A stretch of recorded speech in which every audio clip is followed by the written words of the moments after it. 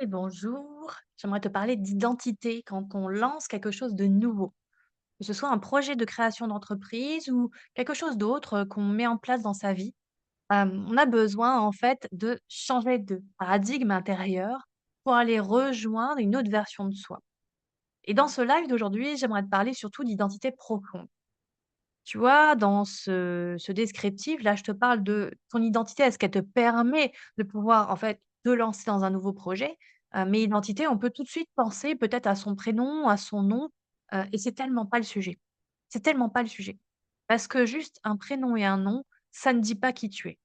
C'est juste un héritage de personnes qui ont choisi des noms à ta place, à ta naissance et même avant. Donc en fait, la question ne se pose pas.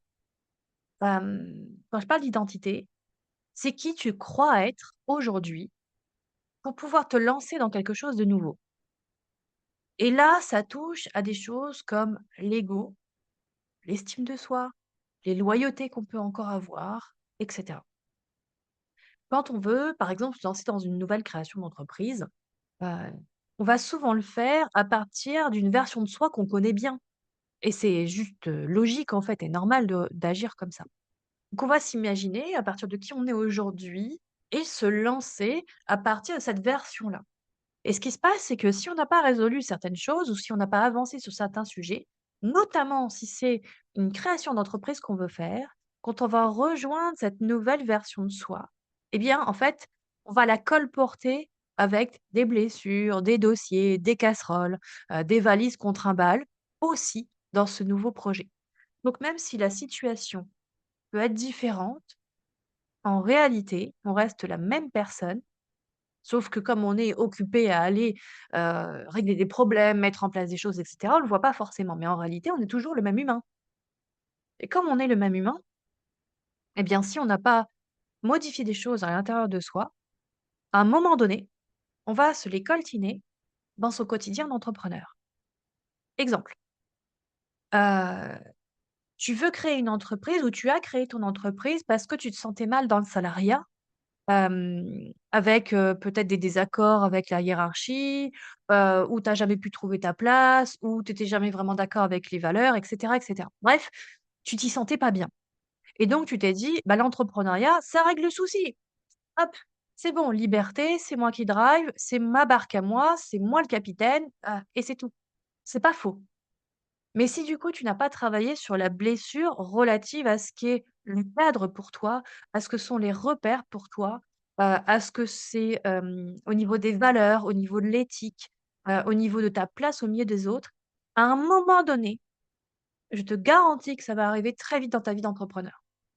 Et si tu es pas préparé, tu vas gérer comme tu pourras, mais si tu y arrives pas, tu vas te dire que l'entrepreneuriat, c'est pas pour toi et tu vas cristalliser une croyance limitante à ce sujet-là et peut-être même que tu vas abandonner.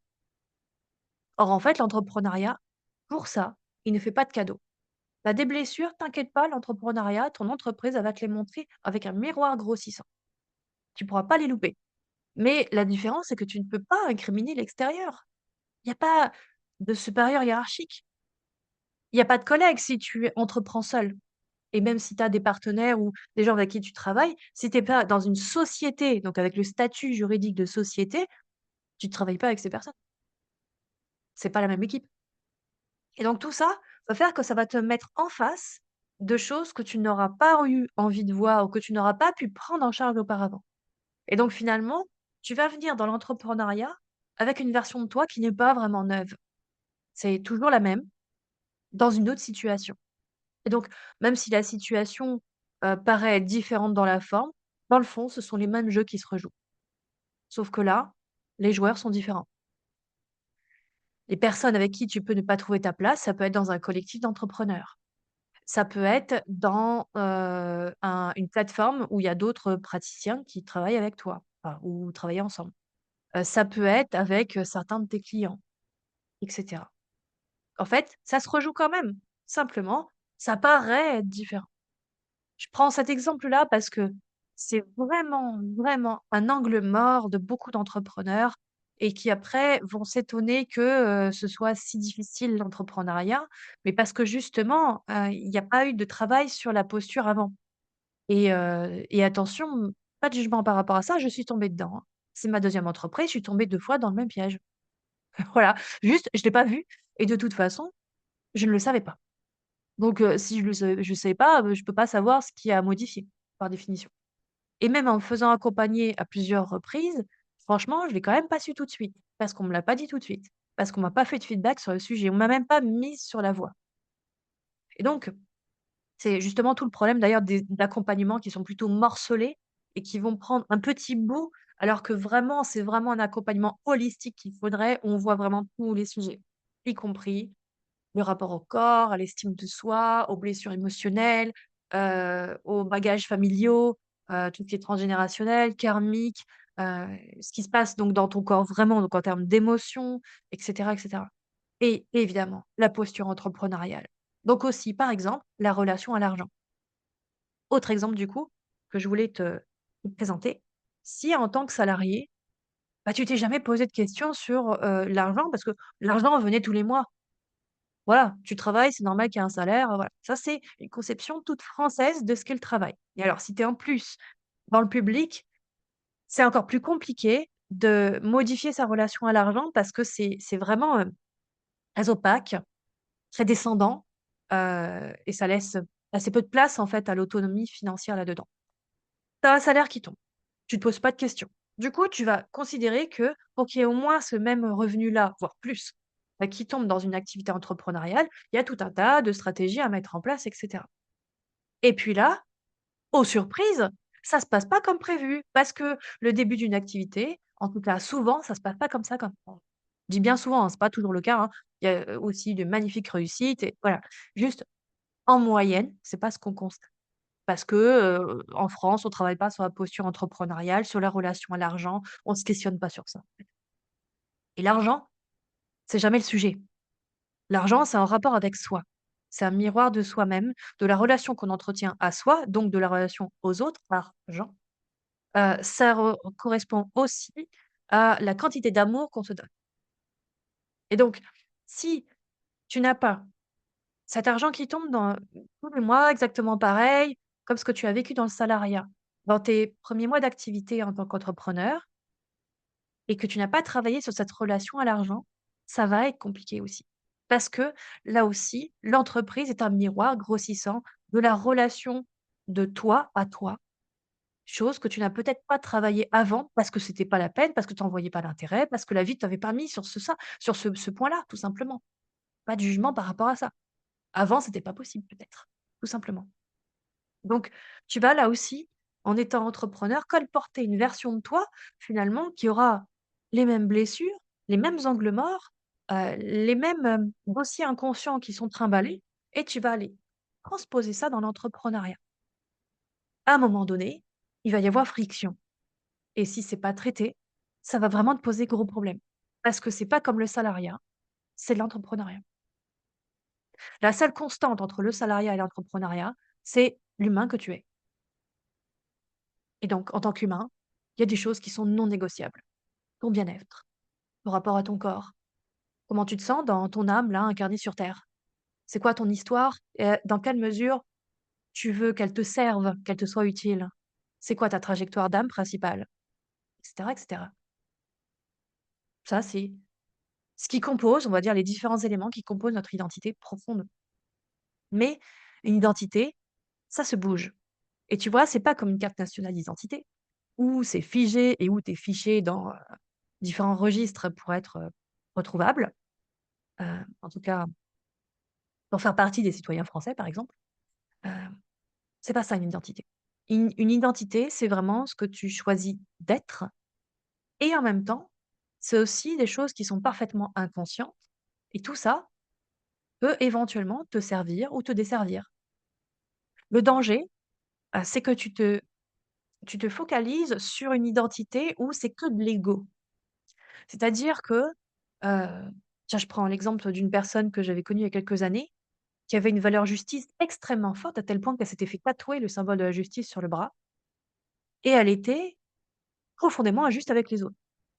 Complètement ironique, mais en même temps, voilà, si la valeur était aussi forte, c'est parce que c'était égotique. C'était pas un pilier de vie dans le sens, pilier, sain. C'était plutôt quelque chose de blessé qu'elle colportait Et ben, ça, c'était juste quelque chose d'égotique. Si elle avait créé son entreprise avec cette blessure-là encore béante, ça aurait posé de graves problèmes avec les clients, avec, la manière dont elle aurait pu gérer les prestations. Maintenant, on n'est pas à l'abri de bonnes surprises, malgré tout. Mais en tout cas, être vraiment avec, des parts de, de son ego, ça peut ne pas rendre service. En même temps, on a tous des blessures et c'est normal et on les aura jusqu'à la fin de notre vie pour certaines parce que, c'est pas dans cette vie qu'il faut aller les traiter. Voilà, et aussi parce que c'est parfait d'avoir des blessures et que clairement, il y a des choses qui sont absolument pas à corriger, parce que ça fait partie d'un grand tout, en fait, qui est absolument nécessaire et dont l'ordre, nous échappe. Donc si on considère les choses de cet ordre-là, il y a des névroses, c'est normal, quoi, voilà. Maintenant, si quand même, ça te fait pas du bien de vivre ce que tu vis, alors il y a quand même une marge de manœuvre, heureusement. Ça veut dire que tu peux bouger des éléments dans, ce que tu crois être ta nature, dans ce que tu crois être ton identité. Si je reprends l'exemple de la justice. Oui, pardon. Si je reprends l'exemple de la justice. Si pour toi, c'est important qu'il y ait plus de justice dans le monde, au sens global, et que tu en fais ton grand pourquoi, et que même si ça vient d'un endroit de blessure, ça te fera quand même encaisser n'importe quelle difficulté, ça va te permettre d'entrer vraiment dans une mise en action, ça va te faire créer des choses dans la matière qui vont réellement aider un collectif humain. Et qu'à travers ces actions-là, toi, tu chemines jusqu'à adoucir ta propre blessure d'injustice et à simplement voir ton œuvre, se réaliser, c'est-à-dire les actions que tu as mises en place, l'impact que ça a sur les autres et cetera. Et que ça amène réellement plus de justice et que toi, tu te sens plus en paix sur ce point-là. Alors tout est OK à ce niveau-là. Donc même si ça vient d'un endroit foncièrement blessé, c'est pas nécessairement mauvais, tu vois? On peut en faire de l'or, en fait. Ça dépend comment tu transformes ces choses-là. Mais ça reste effectivement une histoire d'alchimie, de transformer le plomb en or. Donc c'est déjà de conscientiser: «Tiens, là, ça me fait pas du bien, qu'est-ce que je change?» Et parfois, il y a des choses que tu ne pourras pas changer parce que ça t'appartient pas. Donc il faudra aller voir d'autres sources, d'autres origines. Peut-être que ça vient de loyauté transgénérationnelle. Peut-être que ça vient de loyauté karmique, de vœux que tu as pu faire dans d'autres vies, de situations que tu as pu vivre qui étaient hautement traumatiques et que tu colportes dans cette vie et que tu vas colporter dans ton nouveau projet. Mais tant que ton regard ne se pose pas dessus, tu peux pas savoir. Tu peux juste avoir éventuellement un indice dans les ressentis que tu as, physiques, psychiques, émotionnels, énergétiques peut-être. C'est ça, ce sont des indices. Mais si tu vas pas les voir, il se passera rien. Donc c'est vraiment quelque chose qui est toujours fondamental à mon sens, c'est de développer, d'élargir au maximum la conscience que tu as de toi-même pour que tu puisses te sentir déjà en reliance avec un grand tout. Et de pouvoir te déposer dans ce grand tout, parce que c'est ce grand tout qui va orchestrer des choses dont tu as même pas idée. Donc ça peut être déjà très reposant, très soutenant et en même temps, il y a des choses que tu peux aller voir à l'intérieur de toi pour que ça puisse composer une autre identité. En tout cas, que ça ajuste des points précis qui, en fait, ne te font pas du bien et ne te permettront pas de t'expanser, de te sentir heureux, heureuse, épanoui. Donc ces points-là, tu as une marge de manœuvre dessus et ça te demande déjà d'être en phase avec la version de toi, le regard que tu as sur toi, en fait, plus exactement, l'image de soi. L'image de soi, c'est donc le regard qu'on a sur soi-même, donc l'interprétation qu'on se fait de soi, c'est-à-dire son image physique, c'est-à-dire ses propres pensées, ses comportements, ses croyances, et cetera. Mais c'est aussi l'image que tu crois que d'autres personnes ont sur toi. Par exemple, tes parents, tes enfants, tes anciens collègues, les commerçants du coin, de parfaits inconnus quand tu les rencontres la première fois, des amis d'amis, et cetera, et cetera. C'est comment tu crois qu'ils te voient? Sachant que toi, tu vois le monde forcément avec un filtre qui déforme la réalité et moi aussi, on a tous des lunettes et donc les autres aussi. Donc ce qu'ils croient être qui tu es, c'est forcément faux de toutes les dans tous les cas. Quand je dis: «C'est forcément faux», c'est que c'est pas ton essence pro puisqu'ils ont, leurs, lunettes qui déforment la réalité. Donc déjà, la façon dont ils, te considèrent, la vie qu'ils ont de toi est forcément assez éloignée et tu peux rien y faire malgré des personnes que tu peux connaître depuis toujours, tu n'es pas à leur place H24 dans leur corps, dans leur esprit, dans leur âme, donc tu ne peux pas être.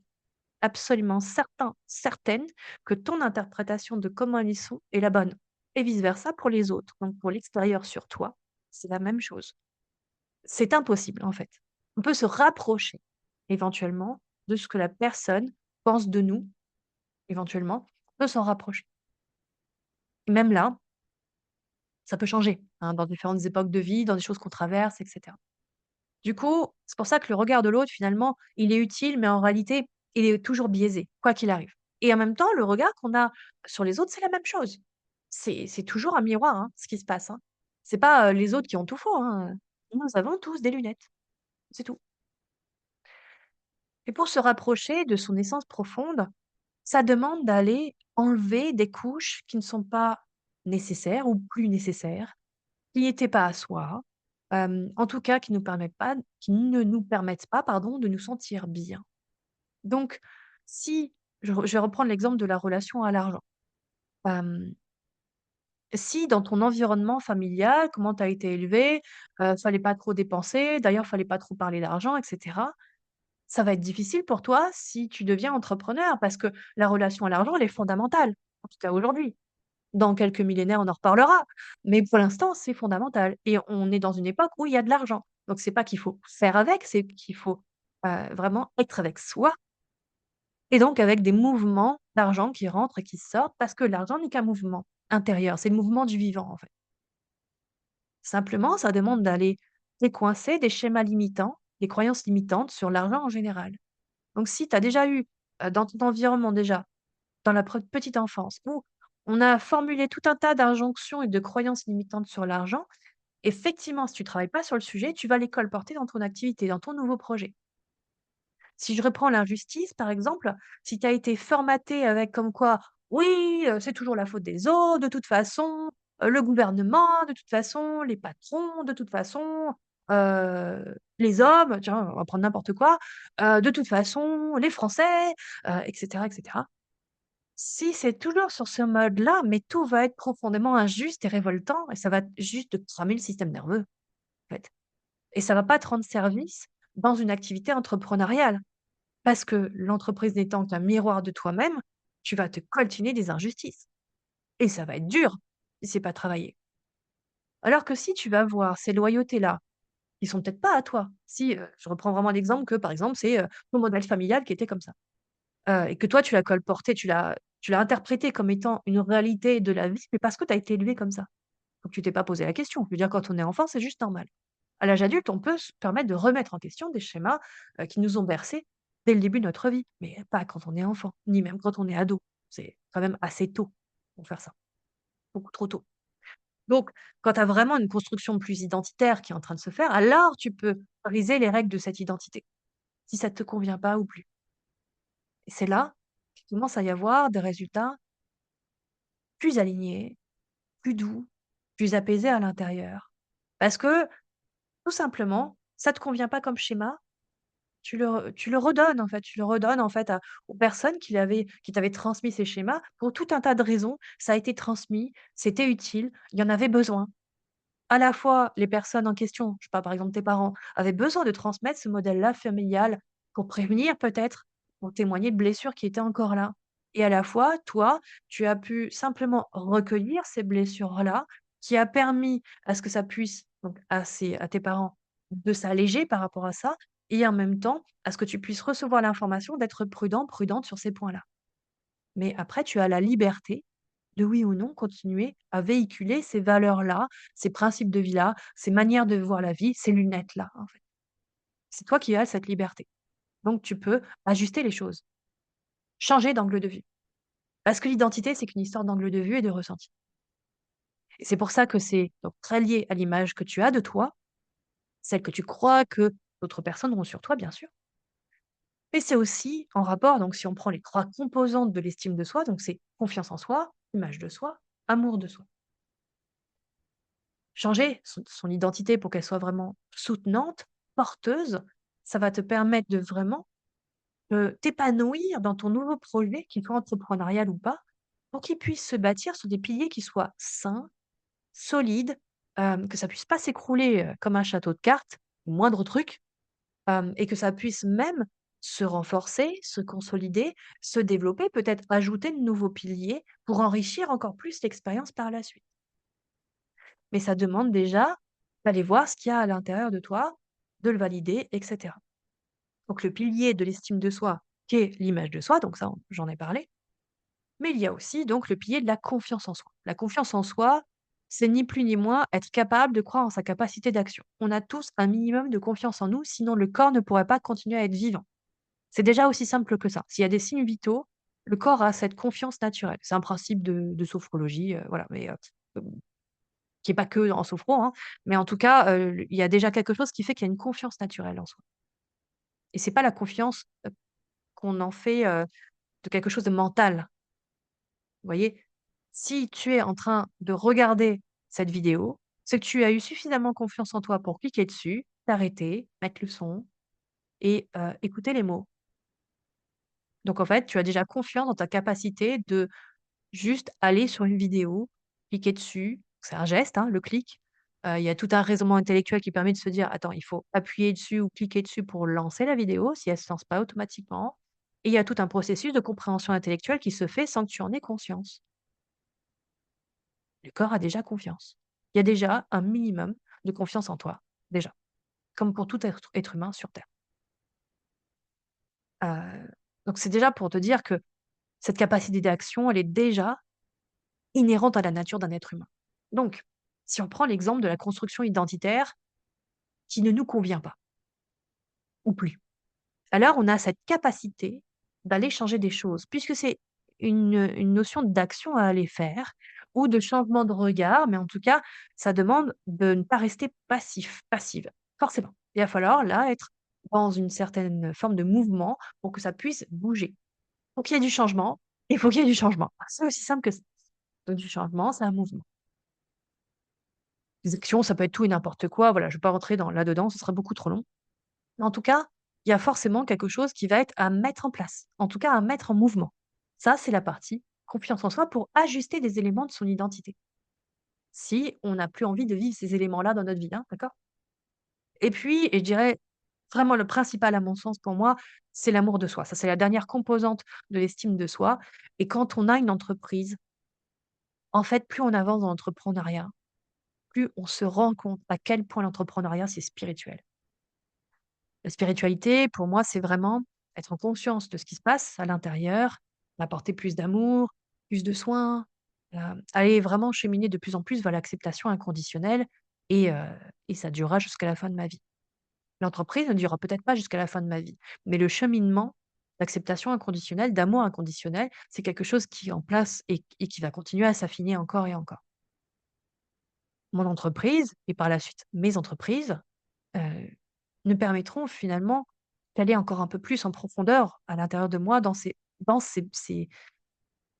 je sais pas comment dire ça, dans ce rôle qu'a mon âme là, dans cette incarnation sur terre, de m'aimer de plus en plus. Donc travailler avec un client, moi ça me permet de me mettre aussi en confrontation avec ce qui se passe à l'intérieur de moi. C'est pas dire que je l'importe en séance, simplement: «Tiens, ça m'amène quelque chose». Avoir une contrariété dans mon activité, ça m'amène quelque chose. Avoir des peurs qui surviennent parce que je me fais une montagne de quelque chose, c'est encore un élément sur lequel je peux agir. En tout cas, je peux plus facilement me mettre, sur cet élément-là pour favoriser encore un peu plus la quantité d'amour que j'ai à ma disposition envers moi-même. C'est un moyen, comme un autre, pour me connaître mieux et m'aimer mieux. Il y a des personnes pour qui ce cheminement se fait en devenant parent. Il y a des personnes pour qui c'est en devenant aidant d'un proche. Il y a des personnes pour qui c'est en faisant un road trip autour du monde, et cetera. Moi, la voie royale, c'est l'entrepreneuriat. C'est mon cheminement. Mais j'accompagne les gens qui ont cette conception-là aussi des choses, de toute façon. Donc, tu vois, l'entrepreneuriat va te permettre, de déployer cette part d'amour de soi, de la déployer, de la cultiver, vraiment faire en sorte de l'amplifier, parce que de toute façon, c'est un miroir grossissant. Donc plus tu chemines là-dedans et plus tu te rends compte que tu te rapproches de plus en plus de qui tu es réellement et ça te prendra toute cette vie et d'autres vies pour savoir qui tu es vraiment. On n'a jamais fini. Juste affine les facettes qu'on connaît de soi. Et si c'est pas un projet entrepreneurial que tu veux lancer, mais juste tu veux te lancer dans quelque chose de nouveau, c'est la même chose. Simplement, là où je vais, juste mettre un peu de nuance, c'est que dans l'entrepreneuriat, il y a un degré de responsabilité, d'engagement et d'implication qui est quand même assez important. Au même titre que si tu deviens parent d'ailleurs, c'est pareil. Il y a vraiment, je vais pas dire que tu as pas le droit à l'erreur parce que c'est pas vrai, au contraire, les erreurs, ça forge justement, hein, la vie, tout simplement. Mais c'est simplement que, ça demande vraiment d'être hautement responsable de soi et donc de l'autre aussi. Quand je dis responsable de l'autre, c'est, de la relation, en tout cas de la part de la relation qu'on gère avec l'autre, de comment on aimerait, que vivent les choses et il y a toute une partie qui ne nous appartient pas puisque ça appartient à l'autre, on est bien d'accord? Simplement, on prend la part qui nous incombe. Mais en tout cas, il y a forcément un engagement, une implication et si tu es à moitié engagé, à moitié impliqué dans l'entrepreneuriat, ça pourra pas marcher. Quoi qu'il arrive, ça pourra pas marcher. Alors quand je dis que ça ne pourra pas marcher, ça peut être effectivement une activité qui prend pas, mais c'est pas nécessairement ça. Ça peut être simplement tu n'y trouves pas ta place ou tu te sens pas, pleinement épanoui. Tu vois? Ça peut très bien continuer si tu veux, cette activité, mais si tu t'y sens pas pleinement, épanoui, c'est qu'il y a justement des choses à aller ajuster et dans ce cas-là, ça ne marche pas vraiment parce que c'est pas vraiment aligné, en fait. Quand je dis: «Ça marche pas vraiment», c'est dans le sens de l'alignement. Donc déjà, hem, c'est important déjà de travailler sur qui tu crois être. Parce que peut-être que ça va te desservir si tu continues à croire que tu es comme ci, comme ça, que de toute façon ça peut pas changer, quel que soit ton âge, franchement, ça peut changer. La plasticité du cerveau, elle est prouvée, hein. Donc bien sûr que tu peux développer de nouveaux circuits neuronaux, de nouvelles façons d'être, de nouveaux comportements. Ça s'est toujours vu, de tout temps, dans toute culture, dans toute époque, dans tout contexte. Mais on n'a pas dit que c'était facile, c'est autre chose, mais c'est possible. Donc le changement, c'est de toute façon inhérent à la vie.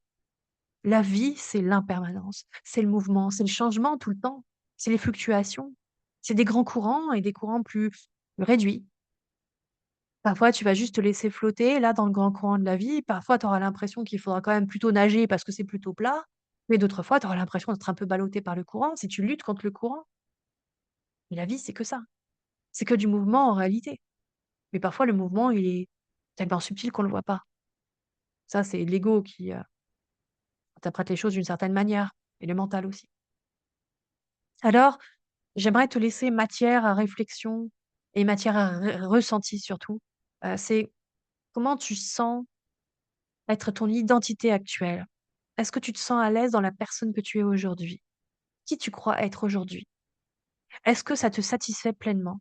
Et si tu es pleinement dans le bonheur par rapport à ta façon d'être aujourd'hui, tout va bien. Ne change rien. Mais si tu es sur cette vidéo, a priori, c'est pas le cas, hein. Il y a forcément des endroits où ça crispe un peu ou beaucoup. Et donc, c'est déjà d'être dans cette honnêteté, mais vraiment la plus tranchante qui soit, envers toi-même. Et ensuite de commencer à ajuster petit à petit, un point, un autre, et te tromper et d'accepter que ça fasse partie du processus et de t'en remettre aussi au grand courant de la vie qui sait comment t'amener les bonnes situations pour que tu travailles dessus et que tu t'en libères. Et le but de la vie, c'est pas de souffrir. C'est dans notre société, c'est très véhiculé comme ça, mais non. Donc vraiment, pose-toi la question, la personne que tu es aujourd'hui, est-ce qu'elle te correspond vraiment? Est-ce qu'elle te convient? Et si la réponse est non, pas totalement ou pas du tout, eh bien, ça te donne déjà des indicateurs sur les choses que tu pourrais changer. Commence petit, commence grand si tu t'en sens l'élan, mais en tout cas, hem, dis-toi que ce sera toujours des choses à affiner toute la vie.